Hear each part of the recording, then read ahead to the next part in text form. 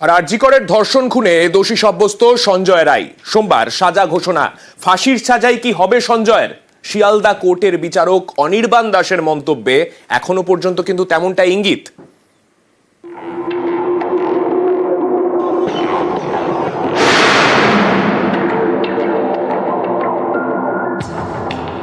Night ডিউটিতে মহিলা চিকিৎসককে ধর্ষণ খুন।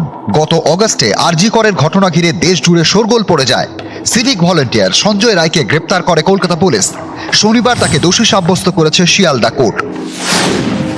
এদিন আদালতে বিচারক অনির্বাণ দাস সঞ্জয় রায়কে বলেন, আপনার বিরুদ্ধে অভিযোগ যে আপনি আরজি করে সেমিনার রুমে মহিলা চিকিৎসককে খুন করেছেন, ধর্ষণও করেছেন। আরজি করের ঘটনায় দোষী সাব্যস্ত সঞ্জয় রায়।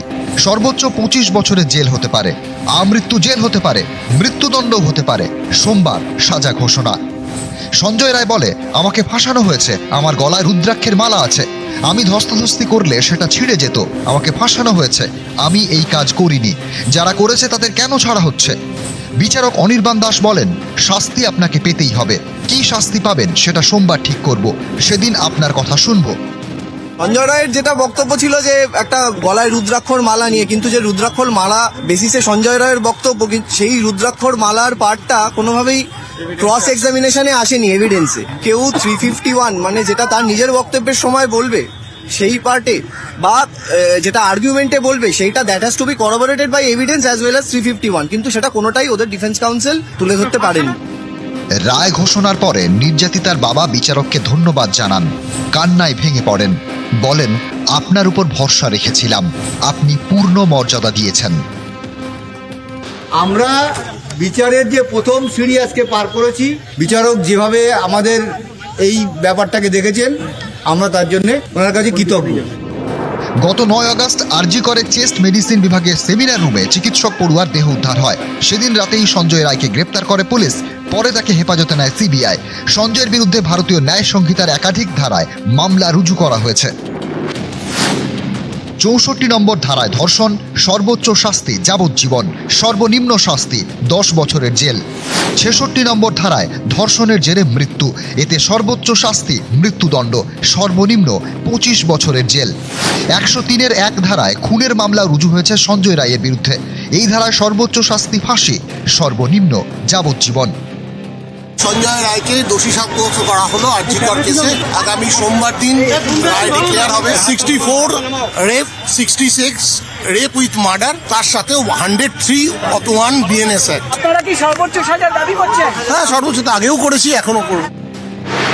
আরজি করে চিকিৎসককে ধর্ষণ খুনে কি ফাঁসির সাজা পাবে দোষী সঞ্জয় রায়? সোমবার সাজা ঘোষণা। নিউজ 18 বাংলা।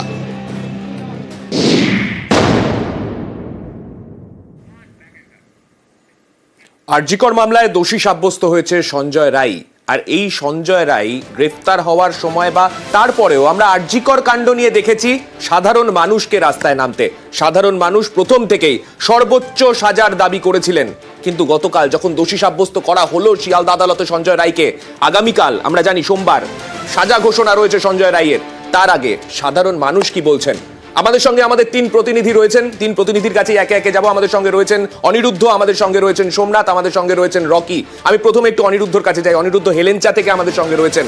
অনিরুদ্ধ, তোমার সঙ্গে যারা রয়েছেন সাধারণ মানুষ রয়েছেন, তাদের স্বর এতদিন পর্যন্ত আমরা শুনিয়েছি, আজকে তারা কি বলছেন? আগামীকাল যখন এই সাজা ঘোষণা হবে তার আগে তারা কি বলছেন?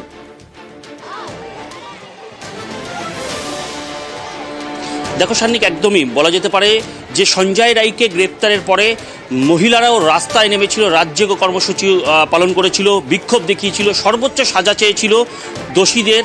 এবং তার পরিপ্রেক্ষিতে বলা যেতে পারে দীর্ঘ 5 মাস পরে এই আরজিকর কাণ্ডের ইতিমধ্যেই দোষী সাব্যস্ত হয়েছে সঞ্জয় রায়। আগামীকাল সাজা ঘোষণা। আমি রয়েছি উত্তর 24 পরগনার বাগদার হেলেঞ্চায়, এবং সেখানেও মহিলারা কি বলছে, সঞ্জয় রায়ের কি শাস্তি তারা চায়, আমরা শুনে নেব।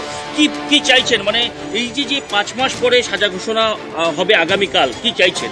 এই দীর্ঘ অপেক্ষার পর একটাই কথা, এই দোষী, যিনি দোষী সাব্যস্ত হয়েছেন, তার যেন প্রচণ্ড দৃষ্টান্তমূলক শাস্তি হয়, এটাই আমাদের চাওয়া। কি চাইছো তুমি, কি চাইছো? কঠোর থেকে কঠোরতম শাস্তি চাইছি, না হয় ফাঁসি চাইছি আমরা। কারণ আমাদের মতো মেয়েরা যদি ভবিষ্যতে রাস্তাঘাটে চলতেই না পারে, তাহলে এটা খুবই বাজে ব্যাপার। আমরাও সেটা চাইছি, যাতে তার কঠিনতম শাস্তি হয়, যাতে আমরা স্বাধীনভাবে রাস্তাঘাটে বেরোতে পারি। এটাই আমাদের কর্তব্য আর এটাই আমাদের বলা মানে এই কথা। যে সঞ্জয় রায়কে ইতিমধ্যেই তাকে দোষী সাব্যস্ত করা হয়েছে, আগামীকাল রায় ঘোষণা, কি চাইছেন? আমরা তার শাস্তি চাইছি এবং তার ফাঁসি চাইছি। কি চাইছেন আপনি, কি চাইছেন? একই কথা সবাই, আমরা চাই শাস্তি, মানে শাস্তি, দৃষ্টান্তমূলক শাস্তি আর ফাঁসি।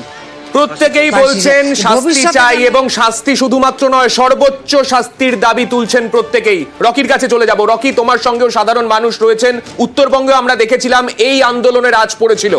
এখন যারা তোমার সঙ্গে দাঁড়িয়ে আছেন, আগামীকাল কোন শাস্তির আশা রাখছেন তারা?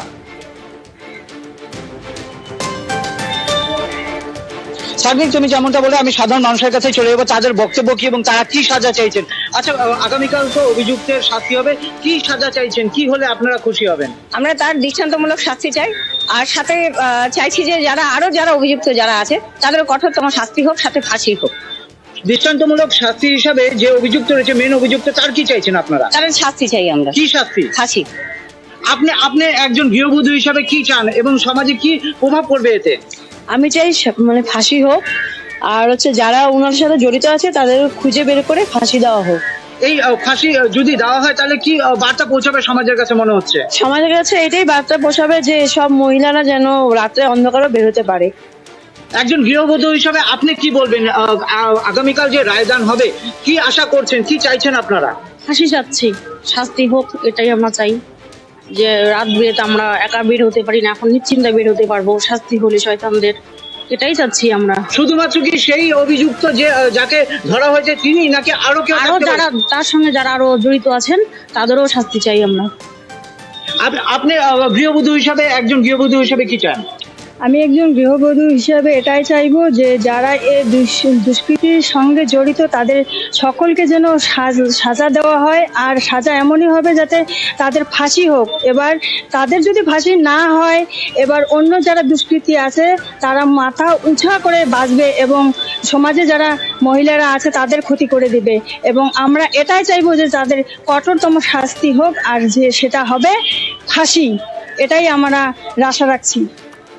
সাজার দাবি একই রকম ভাবে প্রত্যেকে করছেন। যদি দক্ষিণবঙ্গের ছবি দেখালাম, উত্তরবঙ্গের ছবি দেখালাম, সব জায়গাতে মানুষ চাইছেন যাতে যে দোষী তার সাজা হোক এবং সর্বোচ্চ সাজা হোক। আমাদের সঙ্গে চুচুড়া থেকে সোমনাথ রয়েছেন আমাদের সঙ্গে। সোমনাথের কাছেই যাব। সোমনাথ, তোমার সঙ্গে যে মানুষটা দাঁড়িয়ে রয়েছেন তারা কি দাবি তুলছেন?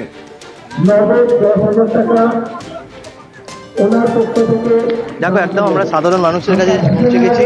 আমরা জানার চেষ্টা করবো এই যে দোষী আরজিকর ঘটনা, কি চাইবেন আপনারা, কি চাইবেন? আমরা চাই কঠিনত শাস্তি হোক, এরকমই শাস্তি হোক আরো 5 জন এরকম, যাতে মেয়েদের কোনো এরকম নোংরা ভাবে ধর্ষণ না করতে পারে, আর আমরা সুস্থ ভাবে জানি বেরোতে পারি, আমাদের বাবা মা, আমাদের হাজবেন্ড, আমাদের পরিবার। কি চাইছেন, শাস্তি? আমরা চাইছি এর কঠিনত ফাঁসি হোক। কি চাইছেন দিদি আপনি? আমরা সবাই চাইছি এর ফাঁসি হোক। সবাই চাইছি ফাঁসি। আপনি কি চাইছেন? আমরাও চাইছি কঠিন থেকে কঠিনতম শাস্তি হোক, মানে ফাঁসি। কি চাইছেন দিদি? আমরা চাই ফাঁসি চাই, আমরা সবাই ফাঁসি চাই।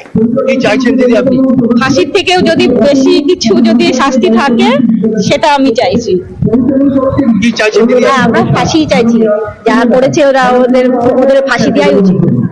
কি চাইবেন দিদি? ওই তো দিদি, কি সবাই যেটা বলে সেটাই, ফাঁসি হোক, তার থেকে যদি আরো কঠিন কোনো শাস্তি থাকে সেটাই হোক, ওদের ওটাই প্রয়োজন আছে। এর বেঁচে থাকার কোনো অধিকারই নেই। হ্যাঁ, দেখো,